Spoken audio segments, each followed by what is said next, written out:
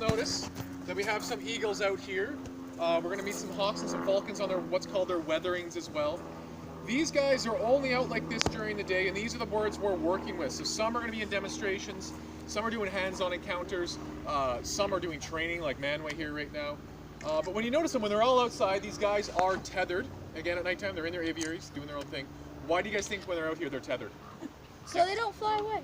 Then they can't fly away, or they won't attack people. Not so much flying away. This is their home territory. That's actually one of the last reasons. They're highly territorial. Lots of fighting. They'd be doing a lot of fighting if they were all out here at the same time. So we like to think of it as being a bunch of ruffled feathers. So by having them all out here, they can get out, get some sunshine, but they also can't attack each other, which they most definitely would be doing. So this is the lovely Manway. Manway, like a lot of our birds here, he was hatched at a facility like this. He was hatched at a place in Ontario. Aries over there and Altani behind me, the two golden eagles, they're 4-year-old eagles that were hatched at this facility. So Manway is a lovely bald eagle. By a show of hands, who's seen a bald eagle before? Most of us. Yeah. We're quite lucky here on the coast. We have about a don't throw your phone or your iPad. We're quite lucky here in BC. We have about a quarter of the world's population of bald eagles. Wasn't always the case though. After World War II, you're using a pesticide in the environment called DDT. I'm sure you guys, as you keep going through school, you're going to learn more about this later. But pretty much, it wasn't killing raptors. It wasn't killing them directly. What it was doing, it was causing their eggshells to become thinner. So whenever they would lay eggs and go sit on their nests, they would squish their eggs. So their numbers declined really, really fast. They were on threatened and endangered lists. Bald eagles, all the other raptors as well. They were all being decimated. They were all dropping in numbers really quick. We've banned DDT for a long time now, long before you guys were born. And their numbers they're coming back quite well. Bald eagles are at an all-time high in British Columbia at this point. There's about 30 to 40,000 of these guys that live here. To the point where they're actually becoming a bit of a nuisance at landfills. Why do you guys think they show up at landfills? Because there's food there. There's food there, yeah. So one day alone last winter in Vancouver landfill, there was over 1,500 eagles at one landfill. So a great reminder to all of us, and make sure you're making your parents do it too. Compost in the compost bin, meat scraps hit in the compost bin. If those meat scraps are going to the landfill, you're just helping attract more eagles to the landfill, right? Okay, so Manway, 13 years old, he didn't always look this way. When he hatches out, when any of the eagles, bald eagles hatch out, they're all brown.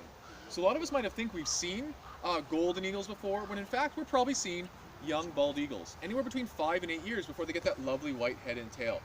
You also notice his eye color. It's yellow. He looks kind of mean, doesn't he? He's got that lovely yellow eye. But again, he's about 9 years old before they get that yellow eye. When they're younger, it's kind of brown. You do look mean, don't you? He's actually a sweetheart. But it's because that ridge looks like he's mean. He has that big ridge, his eyebrow ridge there. All right, so eagles, not only do they, they'll hang out at landfills, what's a bald eagle's favorite food? Yeah. Salmon. Salmon, specifically fish, yes, but salmon. That's why we have so many of them. And especially around herring spawn, we're going to have a lot of these guys show up. And they fish very different than, we have another fishing eagle. Can anyone actually think of the other fishing eagle we have here? I'll go kids first, and if not, we'll go to the adults. All right. Osprey, yeah. So osprey are a little bit different, but they are also a fishing eagle, and they dive in after their fish. It's cool to watch an osprey hunt. These guys as well, they don't dive, they skim off the surface. Has anyone seen one of these guys fish before?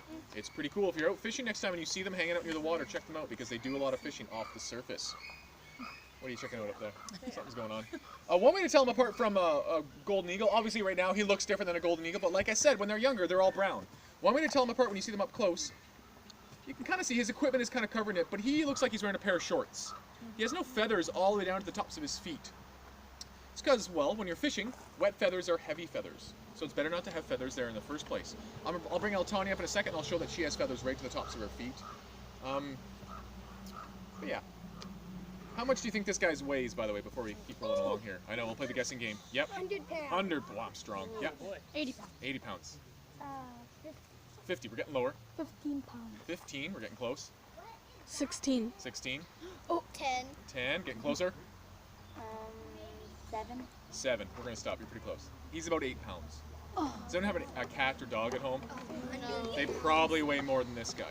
Flying around is energetically expensive. It's hard to stay off the ground. So they have little adaptations. Hollow bones. They have air sacs. Has anyone held a feather before? Light as a feather, right? It's for a reason. They're actually really, really light, but they're strong. And so they're able to stay off the ground. But not only that, not only are they light, they do a lot of sitting. These guys, it's not lazy, it's conservation of energy. They will sit a huge chunk of their day. 80, 90% of their day, they're going to be sitting in a tree, hanging out. Jealous, huh? Be nice. Okay.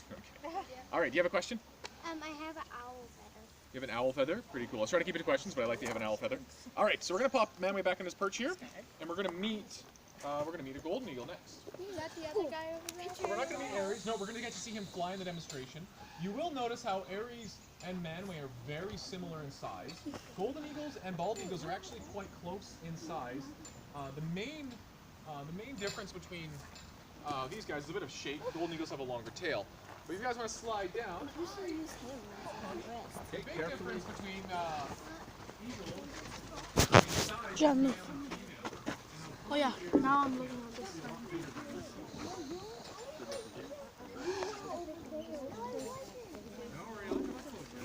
Yep. Brendan.